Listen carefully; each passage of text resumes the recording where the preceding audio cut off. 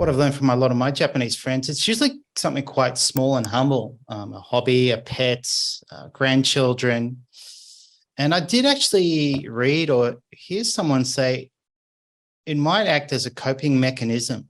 If it's their private little hobby, gets them through the day, gets them through their week. And it's certainly not something grandiose and ambitious like it is perceived in the West.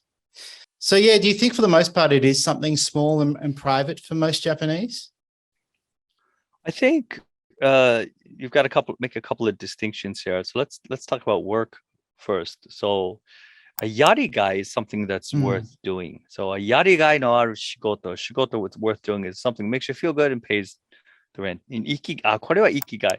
That's a job that pays the rent that feels good doing, but then maybe contributes to the world, helps cure cancer or whatever, right? And so that's a big capital I ikigai, right? And then we're talking people who have these kind of like what I'd call soul crushing jobs, but the Japanese just kind of seem to grin and bear it. Their ikigai could be their hobby, right? And they, yeah. you go to Gion Matsuri, which is it's when it's hotter than hell in Obon, all these construction worker guys are pushing these like 2-story high floats through the streets and playing flutes and stuff and drinking alcohol and just going nuts. And so that's their once a year pressure release valve. So that's their ikigai. So yeah, ikigai can be a lot of different things. It can be the hobby that gets you through 9 to 5 job.